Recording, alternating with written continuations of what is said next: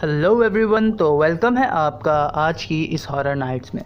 तो दोस्तों, दुनिया में अच्छाई और बुराई दोनों ही एग्जिस्ट करते हैं, जहां हम अच्छाई के लिए गॉड को जानते हैं और बुराई के लिए डेविल को। और ये वही डेविल है जिसको हम कई नामों से जानते हैं, जैसा कि सेटन, शैतान, लूसीफर, अब्लीस, फॉलन एंजल और डेविल। और दोस्तों, आज की वीडियो में हम इसी शैतान की ओरिजिनल स्टोरी जानेंगे। तो वीडियो स्टार्ट करने से पहले मैं आपसे रिक्वेस्ट करता हूं कि आप हमारे चैनल को लाजमी सब्सक्राइब कर लीजिएगा। So friends, without wasting of time, let's start the video.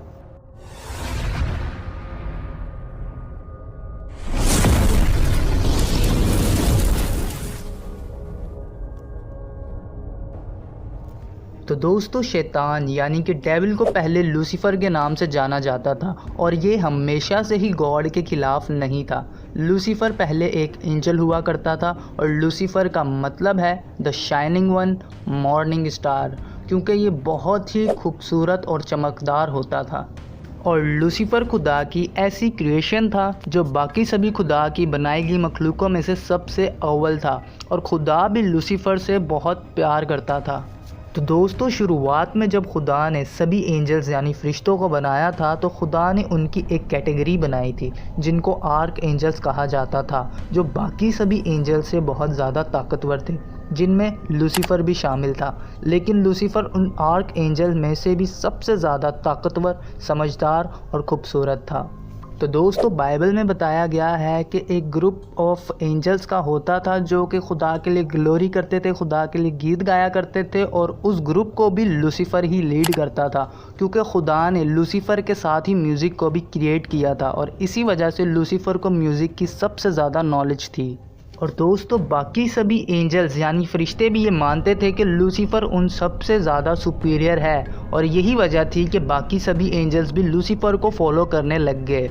और ये चीज़ जब लूसीफर ने भी रियलाइज़ की कि वो बाकी सभी एंजल्स में सबसे ज़्यादा ताकतवर, समझदार और ख़ूबसूरत है, और लूसीफर के अंदर प्राइड आ गया, और लूसीफर ने डिज़ायर पैदा की कि बाकी सभी एंजल्स लूसीफर को ग्लोरी करें जैसे कि गॉड को करते हैं। और लूसीफर चाहता था कि वो सबसे ऊंचे तख्त पे बैठे जिस पर सिर्फ खुदा का ही हक है। शॉर्टली बताऊं तो लूसीफर खुदा की जगह लेना चाहता था। और रेफरेंस के तौर पर हम बाइबल की वर्स पढ़ेंगे।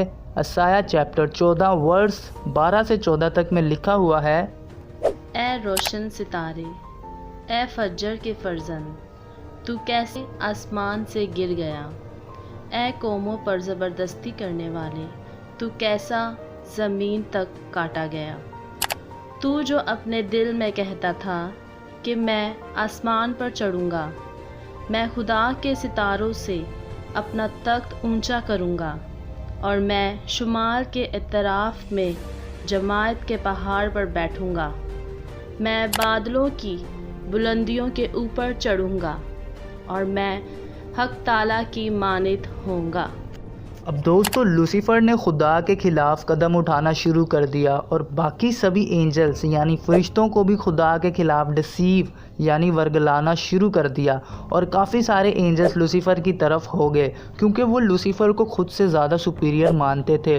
और जो एंजल्स उस टाइम पर लूसीफर के प्लान में शामिल होकर लूसीफर के साथ मिले थे, उनको आज भी फॉलन एंजल्स या डीमंस के नाम से जाना जाता है, जिनको मैं अक्सर अपनी वीडियोज़ में एक्सप्लेन करता रहता हूँ। खैर, बैक टू द वर्क। अब जब लूसीफर ने ये रियलाइज़ किया कि अब उसकी आर्मी गिनती में काफ़ी ज़्यादा हो गई है और ताकतवर भी है, तो लूसीफर ने अपनी आर्मी के साथ हेवन पर हमला कर दिया ताकि खुदा का तख्त हासिल कर सके। लेकिन खुदा ने एक ताकतवर आर्क एंजल्स की आर्मी को अपॉइंट किया, जिसको आर्क एंजल माइकल लीड कर रहा था।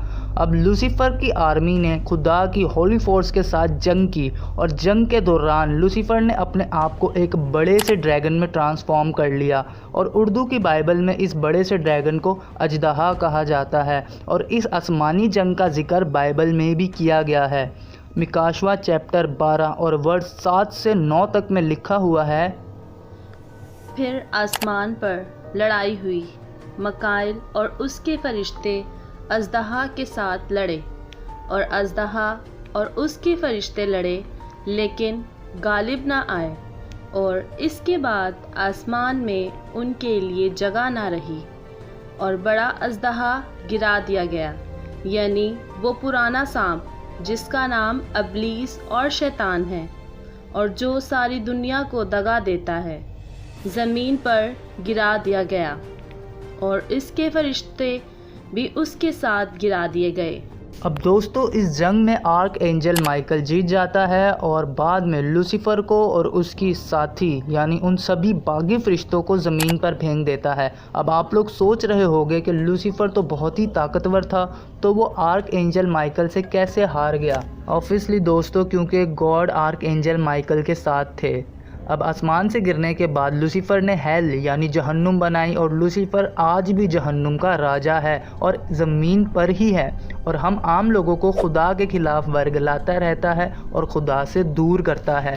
तो दोस्तों क्योंकि जब आखिरत के वक्त इंसाफ हो तो हम अपने गुनाहों की वजह से हेल यानी जहन्नुम में चले जाएं और हमेशा हमेशा के लिए लूसीफर यानी उस शैतान के गुलाम बन जाएं। अब फैसला आपके हाथ में है। आप अच्छे अमाल से हेवन यानी फिरदौस जाना चाहते हैं या फिर हेल यानी जहन्नुम में। और अगर आप यहाँ तक पहुँच ही गए होंगे तो आप हमारे चैनल को सब्सक्राइब कर लीजिएगा और बेल आइकन भी दबा लीजिएगा ताकि आपको मज़ीद आने वाली वीडियोस की नोटिफिकेशंस मिलती रहें और आप ऐसे ही इंटरेस्टिंग टॉपिक्स मिस ना कर पाएँ। और दोस्तों आज के दौर में भी एक ऐसा मज़हब एग्जिस्ट करता है जो कि शैतान यानी लूसीफर को पूजता है और यही लोग हम आम लोगों को फेम और पैसों का लालच देकर एक एग्रीमेंट साइन करवाते हैं जिसमें साफ साफ लिखा हुआ होता है कि अब से आपकी रूह यानी सोल का मालिक सिर्फ़ और सिर्फ शैतान है और मरने के बाद भी आपकी रूह जहन्नुम में ही जाएगी, वो भी शैतान के पास। और उस एग्रीमेंट पर आप अपने खून से साइन कर सकते हैं।